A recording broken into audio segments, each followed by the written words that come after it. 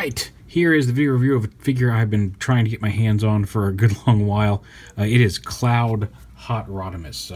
Basically, it's Hot Rod, but he's just a repaint of the Generation Springer mold, which seems weird, and it is to a degree, but it actually works fairly well, all things considered. I do want to talk very briefly about the packaging. I don't get into that often, but you'll notice it's not like a standard blister card or like window box. It's just it's not even really sealed. You just slide this out the side, the tray out, and then these panels open up, and then the plastic tray holds the figure and the weapons.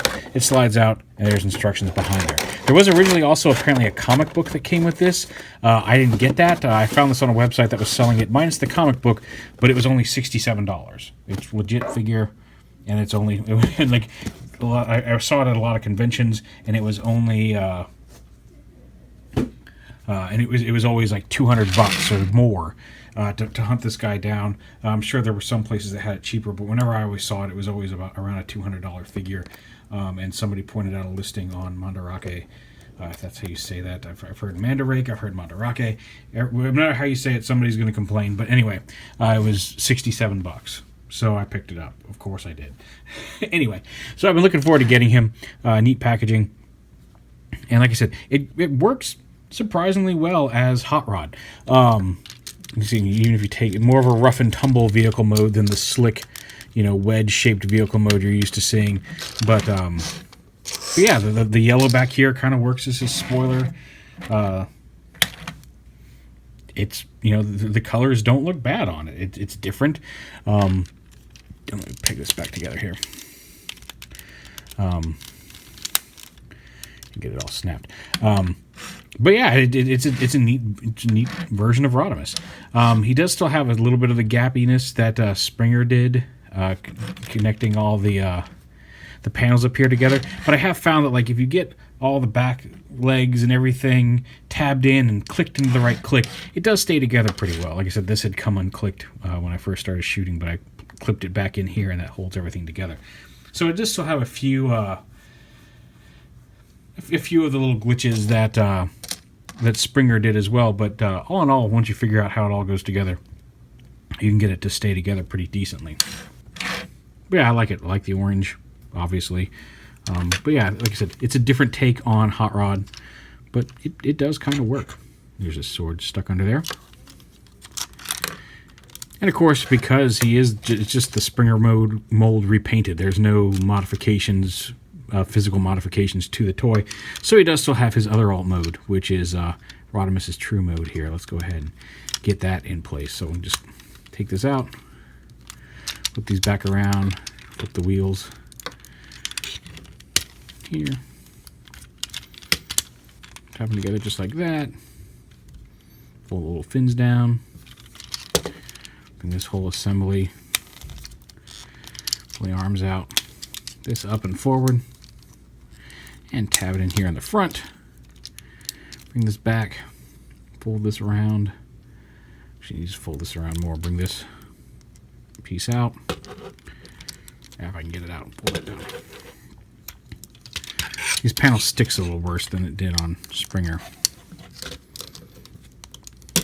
But yeah, pull this whole panel out and rotate it forward to cover the wheel. At which point we fold this down here, and then you want to, there's two hinges here, you want to fold it at the innermost hinge, so this little tab lines up with this slot. Fold that in like that, fold this down, that'll tab together here, come on, there we go, and then take this whole assembly and pull it out and back, up here, and then tab it into the body here. And get the arm tabbed on there. There we go. Tab this yellow piece onto here. Bring that back.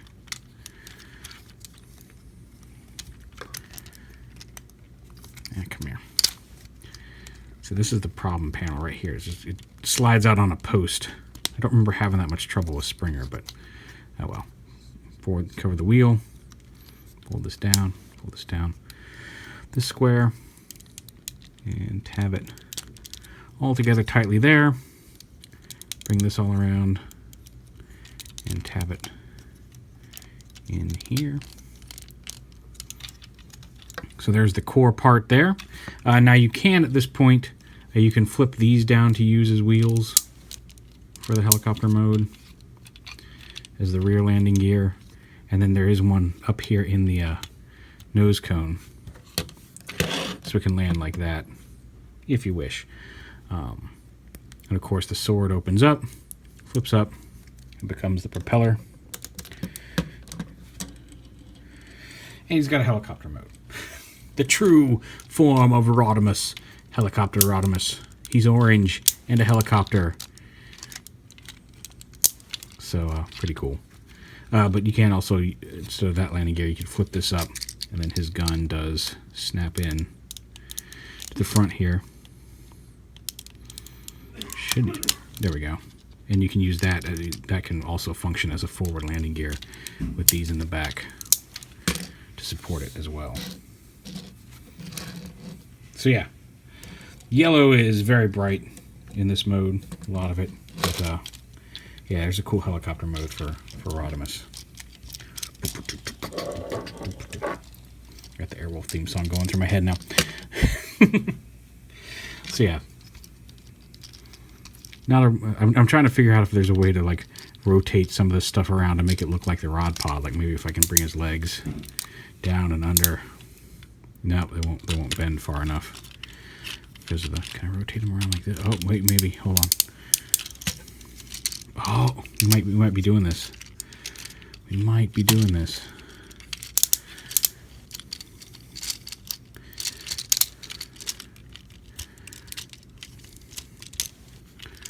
Yeah, this kind of looks like a ball. Take that off. It's the rod pod. Anyway, that is a fan mode. That is not an official mode. I'm just being goofy. All right, let's rotate his legs back around here at the thighs. Bring the wheels down and snap them back into place. Open up the feet here. Flip these around to the back. Bring these panels up. Obviously unplug the gun. And peg this panel. Flip this yellow piece up. We're going to bring this down. We're going to slide his head. Let's get the landing gear out. All the way out. Slide his head up out of his body. If I can get my finger on this tab here. Come on, head. There we go. So get his head up out of here. Rotate it through the cockpit. There we go. Lock it in place, flip his head up. Bring the shoulder panels up and tab them onto each side of the of that piece. Bring this up into the back like that. Untab these pieces and open up. It's Bianca! Ah. Open up that and close that like that. And same on this side. Untab it. Open it up. And make sure everything stays tabbed together. Ta-da! You can kind of bring his knee panels out a little bit. Oh, no. Tab you in and untab the arm from the shoulder there. And there he is in robot mode. Now with Springer, I will... there we go. Sorry, got distracted for a minute. But yeah, so there he is. That. And with Springer, I will generally leave these shoulder pads the way they are. But for Hot Rod, I think they do slide up and rotate out like that. And Springer did that. It's based on a Nick Roche design from Last Stand of the Wreckers, the Springer mold. But I feel like that kind of works to replicate his spoiler. Again, this mold works surprisingly well as Hot Rod in a couple of different, like I said, the helicopter mode's a little weird, but the car and the robot, a different take on Hot Rod, but still, both the head sculpt and everything, it just works surprisingly well. And this could be a good stand-in for a more than meets the eye style Hot Rod. It's not, obviously not the exact design, but it shares a few similarities just in the basic shape that I think it works well on a more than meets the eye shelf, if that's what you want to do. He's got the same weapon, the gun, and the swords. And of course, you can store either one of them. There's a peg hole here on the back if you want to store his. I usually give him the gun, but you can store the sword. They're kind of slung across his back, if you wish. So yeah, like I said, more than meets the eye. Here he is with Brainstorm, a little smaller. I feel like they're roughly the same size in robot mode in the comic, but like I said, it doesn't look exactly like More Than Meets the Eye RODIMUS, but it's a decent visual fill-in until we get an official one from somewhere, or maybe an unofficial one from one of the companies out there. Here he is with Springer himself, and obviously the only real difference is the color. It's the same mold, it's just that. And here's what I was talking about with the shoulders. You can do the same thing to the shoulders on Springer. I think he looks a little better with just the solid shoulders, and like I said, I think it kind of emulates RODIMUS's spoiler if you flip those up on him. And with Masterpiece Hot Rod, just to give you an idea of how they look together. Classic style versus reimagined style there. And just for the fun of it, I brought in little Combiner Wars RODIMUS with the Ariel Lemon Shapeways kit, just to show him off with some different figures. So yeah, he's pretty cool. He's like I said, he's a figure I've been wanting to get my hands on for a while, and I finally did, and I'm glad I did. I'm glad I did cheap, because I feel like $200 I think is maybe a little more to spend on this than you really should. I'm glad I found it as cheap as I did, because that was about the right price. It's a fun little figure. It's not a necessity for your collection, but just as a little curio, it's a fun figure. That mold in general, Springer and Sandstorm and every other use they've done with that mold, it's worth owning some version of it.